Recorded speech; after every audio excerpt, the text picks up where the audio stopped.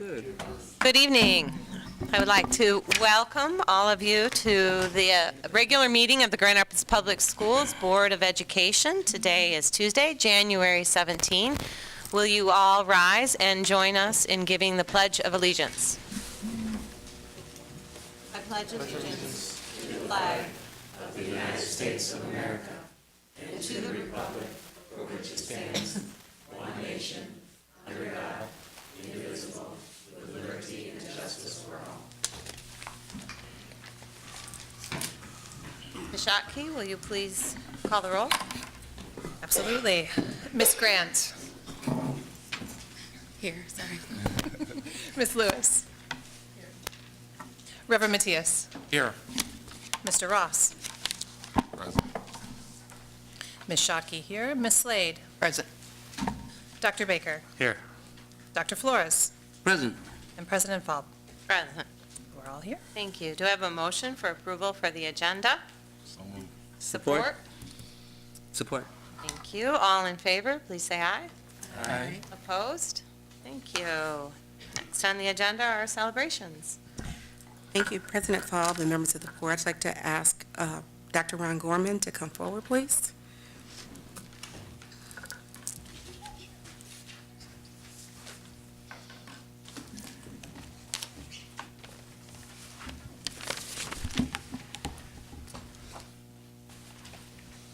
Good evening. Evening. Good evening. Superintendent Weatherall Neal, President Falb, and distinguished members of our Board of Education. Just before the holiday break, we were informed by the City of Grand Rapids that 5 students from the Grand Rapids Public Schools either won or were finalists in the Rosa Parks essay contest. Overall, 322 essays were submitted at the middle school level, 122 essays were submitted in grades 9 and 10, and 235 essays were submitted in grades 11, 12. Of the essays submitted to the city, over half were from students from the Grand Rapids Public Schools. Students wrote essays on world changers that came before them and how students plan to work across generations to change the world. This evening, I would like to announce the names of the finalists and winners from the Grand Rapids Public Schools, and then pass the microphone to Mr. Mark Frost, Principal of Innovation Central, to introduce the high school overall winner, Ms. Pearl McFall, and allow her the opportunity to read her essay. In grades 6 through 8, we had an honorable mention from Grand Rapids Montessori, that was Hunter Reed. In second place, Delise Cartman from CFE, or Center for Economicology. And first place in the 6 through 8 division was Alexis Bishke from the Center for Economicology. In our 11th and 12th grade division, we had an honorable mention, again from Innovation Central High School, Joshua Centeno. And our first place overall winner, who received $500, Ms. Pearl McFall from Innovation Central High School. At this time, Mr. Mark Frost, Principal of Innovation Central High School, will introduce you and tell you a little more about our overall high school winner. Mr. Frost. Thank you, Dr. Gorman. Hello, Superintendent Weatherall Neal, President Falb, members of the board. As you are aware, we have a great many positives at Innovation Central, but our biggest positives are our students and their families. And tonight, we have shining examples of both. I have junior Pearl McFall here, and she's accompanied by her parents, Mr. and Mrs. Rodney and Barbara McFall, and Rodney McFall, their son, Pearl's brother. We do a great deal of essay writing at Innovation Central High School. We enter as many contests as possible, including the upcoming Econ Club essay contest. Innovation Central submitted over 110 essays for the Rosa Parks contest, and as Dr. Gorman said, we got the grand prize winner out of junior Pearl McFall.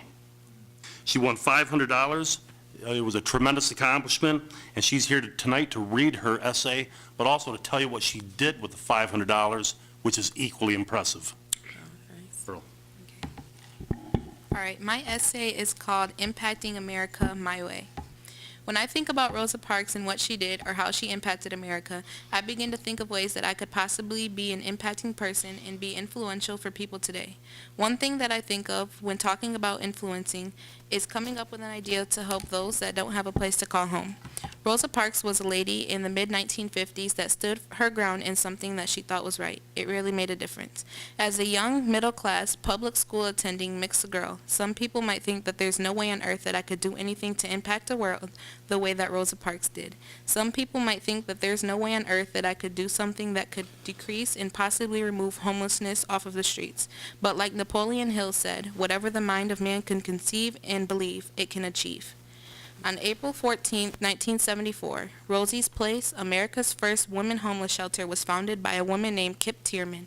In 1975, the homeless rate of a single parent with a child or children was around 2,500 and has increased to around 2,800,000. And the count for homeless people in Grand Rapids earlier this year was 912. With just the idea of this many people having to stand through the snow, through the wind, through the rain, and through the heat, it kind of makes me feel like making our homeless count severely decrease is a part of my life's mission. That's why I made the promise to do so. Every time I leave my house and go for a walk, typically downtown, I see a person in need standing on the corner, sleeping under the bridge, digging through trash cans, and etc.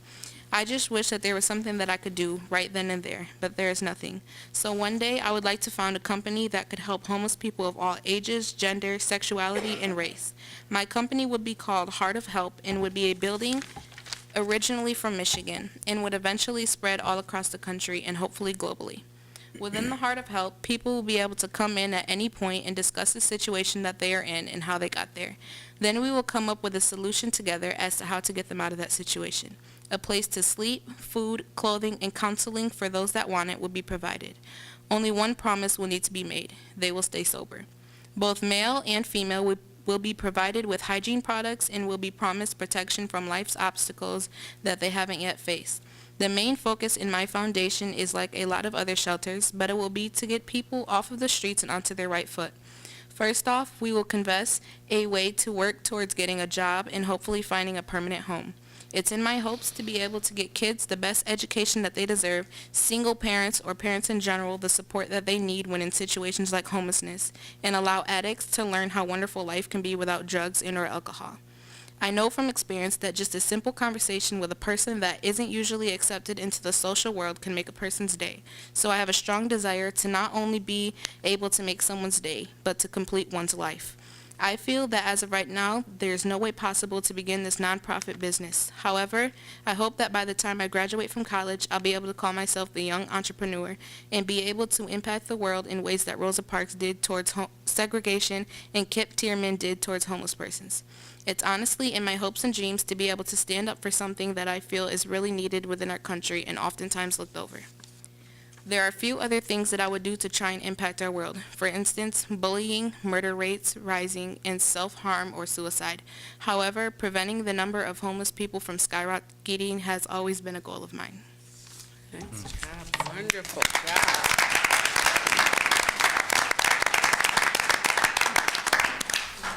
Pearl, tell them what you did with the money, please.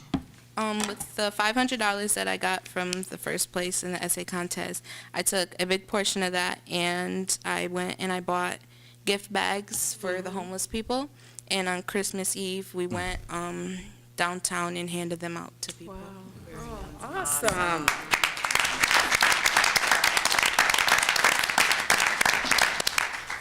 We need to help you secure that name. You should talk to Sharon Pitts before someone else takes it. Thank you. Thank Good you. job. Thank you. Thank you. Yes. Oh, absolutely. Absolutely. Congratulations, Mom You and better Dad, know it. too. You better know it. I'm an idiot. Better hook up with Sharon.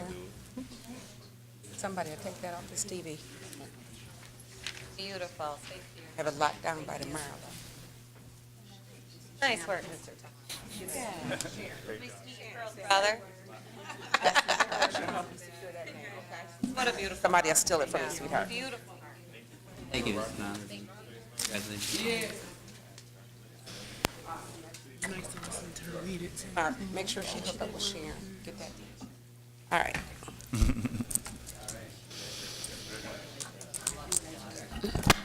Awesome job. Awesome job. I know that. That's awesome. Great job. As usual, Mark.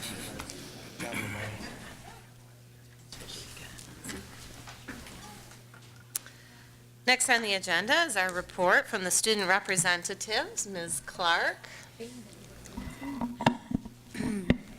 Okay, so tonight Ottawa Hills is celebrating their hip hop club that they've started, and so tonight they're having an open house. Obviously, we can't all be there, but yep, they're celebrating that. The Floyd Mayweather Classic, was it this past weekend, I think? Yep. We raised a lot of money doing that. And the seniors finally met with Jostens so we can order caps and gowns. Good to hear. Thank you. Public comment, do we have any cards for agenda items? We do not have any. All right. Secretary's report. Great, we have 3 items that I'd like to share with the Board of Education this evening. The first is the Kent Intermediate Association of School Boards Dinner, which is going to be held on February 16 at the Downtown Market from 6 to 8 p.m. We will hear a presentation from Kevin Stotts of Talent 2025 on the role that schools play in addressing the future talent and work needs of Kent County businesses. So please let Julie or the superintendent's office know if you'd like to attend. Again, that's February 16 from 6 to 8 p.m. at the Downtown Market. The second event is a professional development opportunity through the Michigan Association of School Boards. They're offering a new School Board Member Institute for board member certification classes and a board president workshop. Deadline is quickly approaching, so again, please let Julie or the superintendent's office know if you'd like to participate. Classes will be held on January 27 and 28 at the Kent ISD Educational Service Center. And then lastly, President Falb is encouraging each of us to consider the Michigan Association of School Boards Legal Seminar on Student Discipline. On February 8th, from 9 a.m. to 2 p.m., there will be a school law workshop on student discipline at the MASB office. I'm just going to read for you just a bit about this. So the legislature recently amended multiple sections of the revised school code involving student discipline requirements. These changes modified the zero-tolerance laws by giving school districts more discretion on expulsion decisions. But the amendments also include new obligations for school officials when considering the suspension or expulsion of a student. In response to these new requirements that go into effect on August 1st, 2017, MASB is offering a one-day workshop that will cover the amendments and other trending and traditional issues relating to school discipline. Attorneys from the Thrun Law Firm will share their expertise on student discipline issues by offering several presentations that address a couple of topics, including new factors to consider when suspending or expelling a student, using restorative justice practices, and others. So again, that's February 8, 9 a.m. to 2 p.m. at the MASB office. Thank you. Thank you. Superintendent's report. Thank you, Dr. Falb and members of the board. I'd like to ask Matthew Behrensford to come forward, please.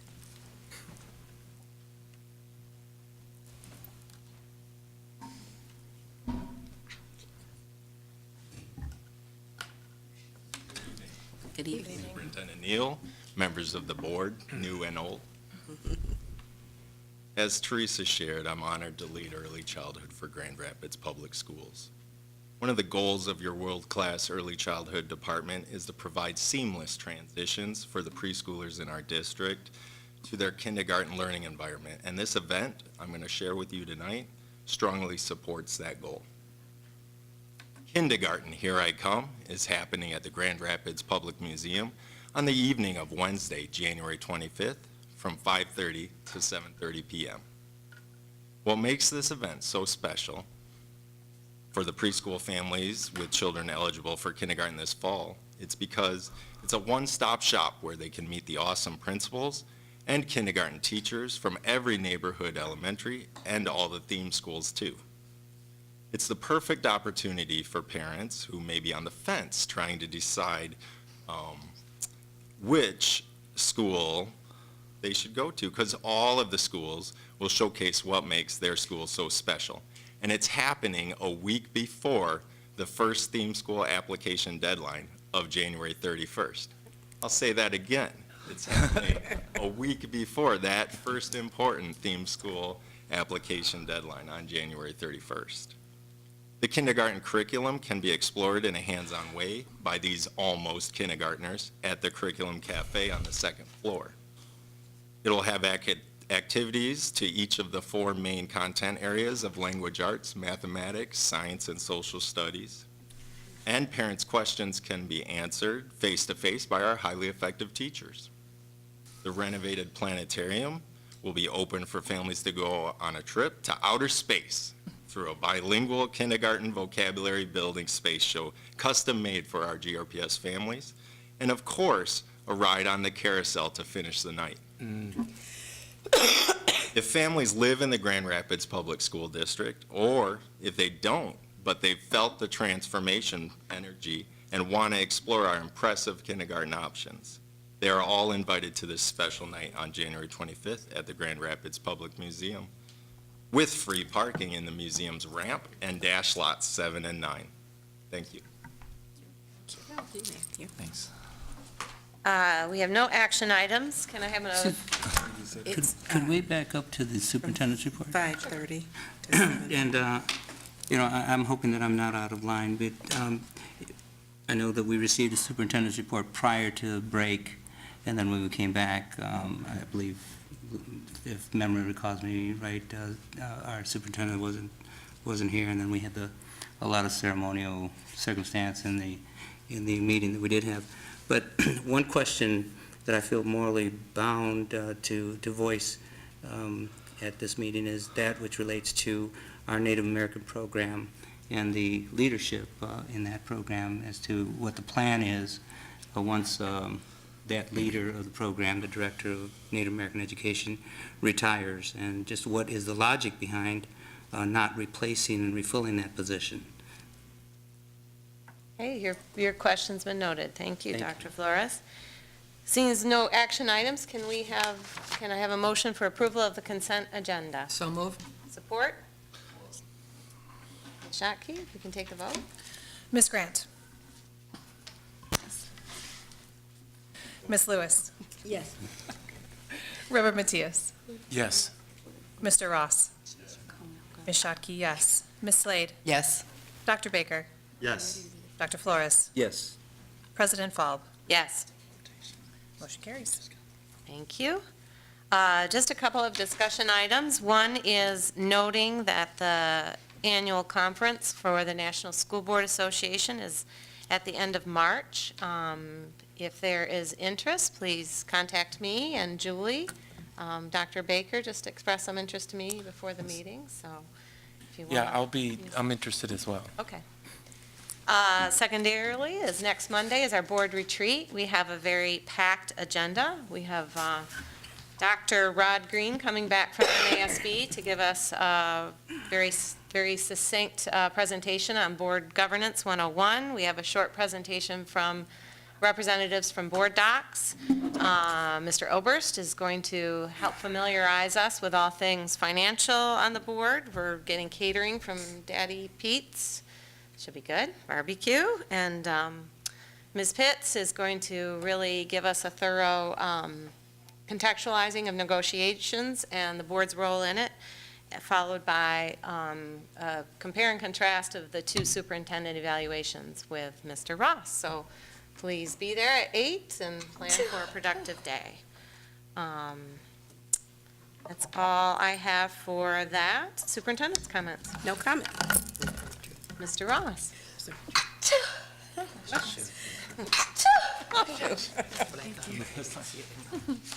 Dr. Flores? No comment. Ms. Lewis? Just have one question. I wonder, do we have a way of knowing of all the little kids who are like 4 years old who live in the city of Grand Rapids that we can, like target them in some way to, is there such a program that we do? Yeah, I would direct your questions to Mr. Helmholtz's department. They have a pretty extensive strategic plan for outreach. Ms. Slade? No comment. Reverend Matias? No comment. Ms. Grant? No comment. Dr. Baker? No comment.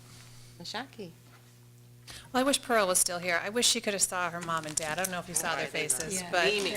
that was pretty awesome. She'll watch Yeah, it. yeah. So, just congratulations to Pearl, wherever she is now. It was great to hear her essay and know that those students are part of our amazing GRPS. I just want to note with the change in legislation on zero tolerance, to give a little shout out to our former board member, David LeGrand, and the role he played in Lansing and giving a much more reasonable approach to expulsions on that.